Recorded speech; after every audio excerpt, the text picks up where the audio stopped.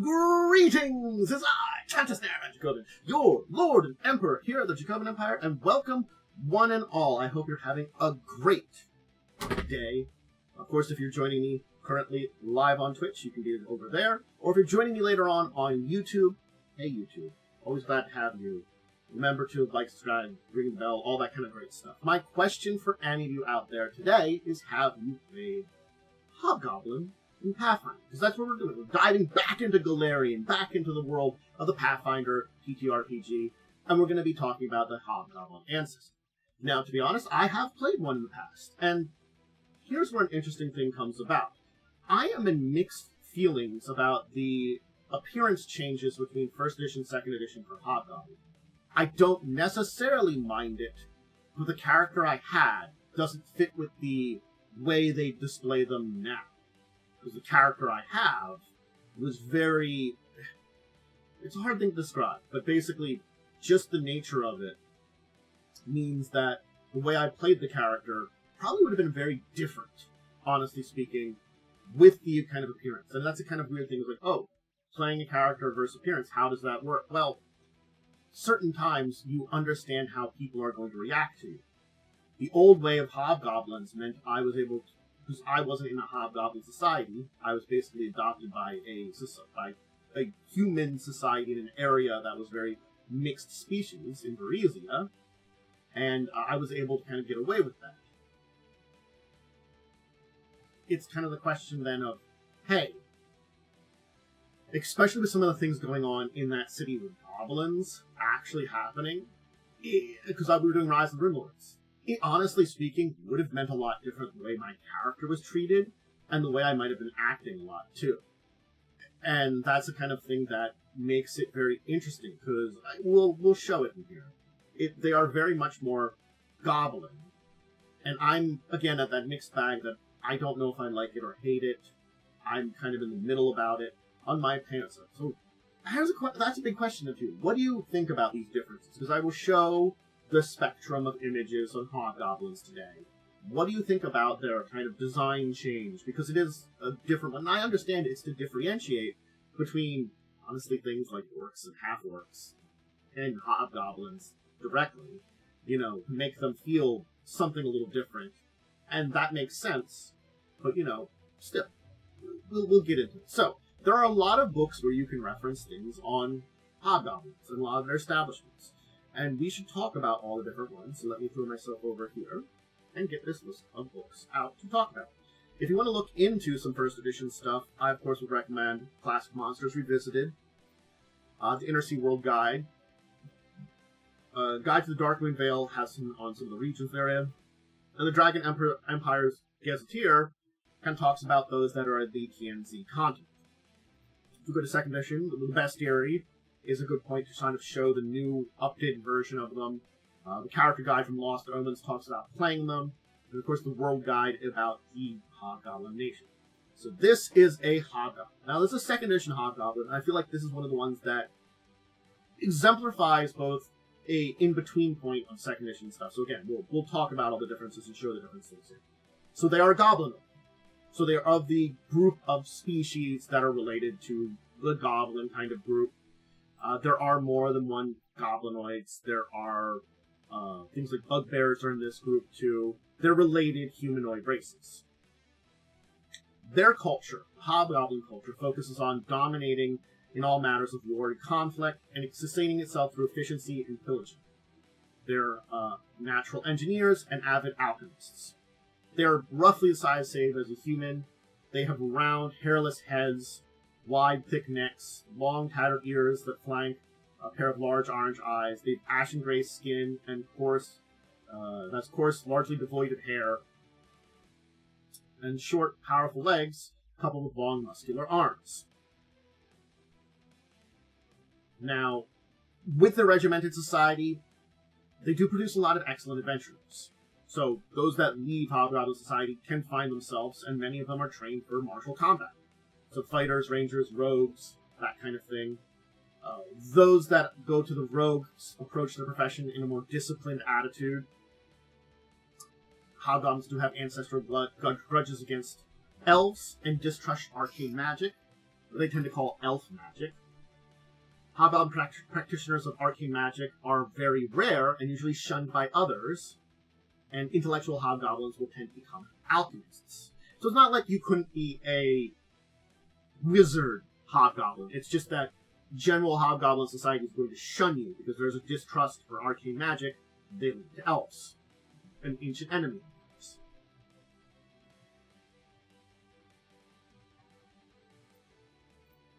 Here's another image. This is one from first edition, so you can see it's kind of more in between. So they are very different than their goblin cousins, and that is an accuracy. They are stronger, more cunning, more organized. They have a natural inclination to social hierarchies and social order. Their strongholds that are often strongholds are often sloppily constructed, but they're extremely tenacious in their defenses. They do mate freely, but only with willing members of their own ranks. Mating between hobgoblins of a different rank is seen as scornful.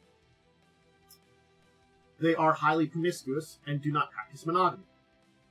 A hobgoblin gestate much faster than humans, but not as fast as goblins. Infants are weaned for only 3 weeks and can walk and talk by 6 months, at which point they begin combat training. And a hobgoblin is considered ready to fight at age 4. They're very militaristic, very, get into the battle of it. Let's dive into a big part of this entire thing, and that is, of course, society. The Hobgoblin Society. And now here's a very second edition Hobgoblin. Again, you can tell the differences between them, definitely.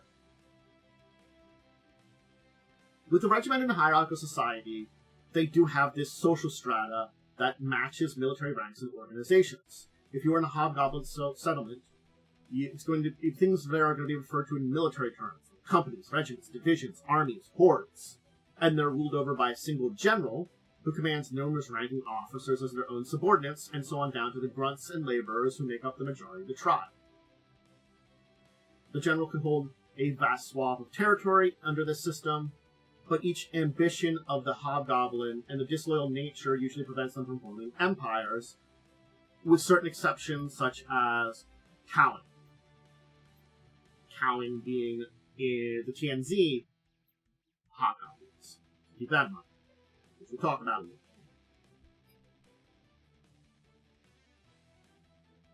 little. Unlike a lot of other goblinoids, they have this keen intellect to go with their warlike spirit. They are militant, very strictly. They still can be very clever in matters of engineering, alchemy, and a lot of times when they have these skills, they direct them towards the battlefield. It's kind of a little paradoxical that they're organized and content during war, but when you get to the individual, they are paranoid and deceitful in nature. It's kind of interesting, though. It's an aggression that's honed through years of combat training, lasting up to 4 years, and is used to determine who's fit for military service. And due to the hierarchical nature of their society, soldiers are inevitably higher on the social ladder than those that aren't soldiers, that are those rejected from them. If you're unfit for being a soldier, you're given a mundane profession that, while is essential in their broader society and army, rarely achieves any kind of rank, or is seen as any kind of achievement. So it's like, you're important to us, but just stay down there. All members of their society are are members of the army, basically, is the way you have to think about that. Even those that aren't the direct fighters. After reaching maturity, the hobgoblins are subjected to something called a Year of Hell. A year of constant raiding intended to test their strength and courage. 1 in 3 then is deemed fit for active combat duty, and then the rest go to the general labor. So that's kind of the test to figure out the differences. And laborers are part of the army, but again. And this is again another part of the entire thing. So you go through the training of a childhood, and that determines whether you're going to go into the military or as like a mundane craft profession. Okay, you're going into the military. You go through the Year of Hell, and then only one of you is actually active combat duty, and the rest are general laborers that are part of the army. They're scorned and never raised above their situation until they display skill in battle. So yes, you can maybe get yourself back up into the normal army as you've been sent there, but you gotta have some success in battle. Hobgoblin laborers actually wish for attacks on the tribe's lairs so they can prove their worth. That's one of the reasons behind it. So it's like, an attack. I can prove my worth and get back up into the military standings. So social status is incredibly important to them because of this. They have a mediocratic society that rewards ruthlessness, cunning, fearlessness, strength, and competence in battle above all else. Failure will lead to exploitation by your superiors. If you're an active combatant, you're constantly jockeying for position for your peers and plots to overcome your superiors, typically through duels of honor called Kalek Mar. Refusal to answer the challenge is seen as a sign of weakness, but highly ranked hobgoblins keep their positions by winning dozens of duels, dissuading youngers from challenging them. Hair is also important to their culture, especially among warriors. Hair emulates bargeists and hero gods of hobgoblin honor, and long flowing hair is a resource that must be taken in battle. Hobgoblin can neither grow a mane of hair nor skin hair, real hair, from animals that they hunt. Instead, warriors strip a lock of hair from each human elf they kill and weave them into hats or helms, or else glue them to their own scalps. Proud soldiers may show off his 5 or 6 locks braided tightly to protect them at social events or formal jills, while the most vicious warriors let their stolen hair flow free in battle, confident they can replace any loss with the costs of their victims. Not everyone follows this tradition, though.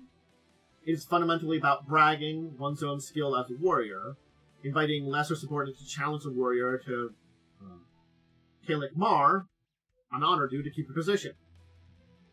Those hobgoblins that are especially lawful-minded view this practice as foolish excesses and needless bravado. Something that drives a wedge through unit cohesion and to petty one-upsmanship. Others simply seize too much hair in battle to wear it publicly. So hobgoblins are natural backstabbers, who do not hesitate to use underhanded means to get their ways. But if caught, they are punished by their own kind very ruthlessly. So each tribe's general is responsible for dictating punishment, which takes them one of 4 forms: emotion, exile, slavery, or death. Enslavement is the far most common. Exile, as well as deserters, sometimes gravitate towards human societies, scavengers, bandits, gangsters, or pirates. If you're deemed inefficient, well, they're ruthlessly called from the armies. Alright. Let's talk about hobgoblins and how they deal with others. So they do universally despise elves and the magic that connect with them. They rarely trade with outsiders, including other hobgoblin communities, preferring to pillage. They also tend to be resistant to suggestions of alliances. Hobgoblins will sometimes fall under the leadership of Janoi, evil spirits that take hobgoblin form. These Oni are seen as awe-inspiring leaders by common hobgoblins, though hobgoblins that realize Janoi are playing them like pawns turn against their leader. Now, as I said, they do hate arcane magic. Arcane magic, in their minds at the very least, is very associated with elves. And they employ science and alchemy, especially that kind of stuff that produces smoke and fire. They love it as much as any other goblin would. Burning oil, rigged mine shafts, and explosives are amongst them the things that they enjoy because of their connections to alchemy and engineering. There are some that practice divine magic, though, as shamans. Typically, they go to cruel powers like Asmodeus or other archdevrils. General Sumusu, Yazing. They maintain a grudging respect for healing magic towards practical value in war. Now let's talk about the history of hobgoblins, which this is a first edition character, General Azurai, who's the leader of the hobgoblin nation of Old Prak, formed in one of the major adventure paths, during it.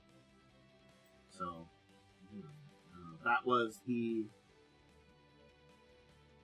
vault of the Onyx Citadel adventure from the Iron Fang invasion that created the nation. We'll talk about that nation a little bit in a second, but I'll have to talk about that nation on its own because Hobgoblins aren't... It is the Hobgoblin nation, but it isn't the only place that Hobgoblins are, so I'll talk about Oprak on its own in the future. Just keep that in mind. It's one we'll talk about in the future. Anyway, Hobgoblins originated in the Age of Legends. An unknown party, possibly a long-lost cult of the devil Panzerant, created the Hobgoblins by enhancing normal goblins, giving them greater size, stamina, mental faculties, by the use of a powerful artifact called the Cantorian Spring, with one purpose: war against their hated enemies, the elves. So the newly created Hobgoblins were imbued with inherent hatred of elves, and built up the vast armies of their creators. Before these Hobgoblins could be unleashed, a band of elven adventurers stole the Cantorian Spring, freed the Hobgoblins from the Master's control, but still possessed of their consuming hatred of elven kind. So it's sort of like, yeah, we freed you, you're no longer under someone's control, you still hate them, because it's just something that was there. After a series of devastating wars in which the young and experienced race was decimated by the ancient elven empires, they were forced into a state of squalor which they have really yet to rise from. So basically, their hatred and wanting to go against the elves just didn't go very well for them. So Hobgoblins have taken part in massive destructive campaigns throughout the world. One of the which was most successful was the conquest of Cowling in 4610. We, again, have to talk about Cowling, with the new Kanzi book coming out as of the time of recording this. The Goblin Underlords of Eisger in 4697 was also big, and of course the Iron Fang invasion of 4717, just 7 years ago, from the current time in Golarion. That led to the Hobgoblin nation of Oprak to form. Hobgoblins have formed the vanguard of armies of Machine Mage Cosmos during his failed attempt to conquer Absalom in 3637, and many reside in Red Redoubt. They're also allied with the Werewolves of Darkmoon Vale in the Night of Silver Blood in 4707 during that conflict. So let's talk about one final picture here, and there's another first edition one, but one of a Hobgoblin commander in Tianyin from Tianzi. Because when we first talk about Hobgoblins, well, Tianzi is a nation of it, but Avastia, the major continent there, is one where the Hobgoblins are most common. They're around the nation of Eisger, of course, Oprak is one. A sizable number live in the Candlestone Caverns in Artful Forest of Andoran. In Mothun, that nation, in its quest to build up its military, it recruited Hobgoblins into the Imperial Army along humans and other civilized races. A petty fiefdom of Hobgoblins occupies the remaining Sanctum Watch amongst the World's Edge Mountains in Kaldor. They even roll over some local kobolds and hill giants. And of course, in Tianzi, I mentioned Cowling, which we'll have to talk about in the future also. There's another nation of Hobgoblins rumored to be in the Darklands of Narvoth, beneath Cowling and Shangguan, ruled from the underground city of Raklo. A few outcast tribes eke out a living in the savage peaks of Ziha, and some twisted Onishi worshipping Hobgoblins inhabit the Forest of Spirits. So yeah, that's the other place that you find them. Now, not anywhere as common as Avastia or Tianzi. You do find some in Garund too. A small population of the Bandu Hills of Sagarvan. A group of these ones joined the former Sagarvan government and the Shackles pirates during the Vidric Revolution, but eventually came to realize they were on the losing side of history. Knowing that to return to their home of the Bandu Hills would invite retribution to from the newly formed nation of Vidrian, these stole a fleet of pirate and Sagaran ships, and became mercenaries in the high seas. The Bandu fleet, now separated from Bandu Hills, is now accepted part as the Shackles pirate ecosystem, but they also tend to take on more of the legitimate jobs, such as protecting ships that are willing to pay them. So interestingly enough, yes, there are some pirate hobgoblins, but again, they're kind of a little slightly more mercenary-ish, legitimate, tend to be. And probably if you do make a deal with them, it's more likely that they're not going to trade you. More likely. Not impossible. But that's hobgoblins. Honestly speaking, putting the display of them, the art of them aside, I'm not going to talk about that anymore. I talked about at the beginning. Just looking at hobgoblins as a people. They have been put down. Their war against the elves in ancient days just devastated them completely.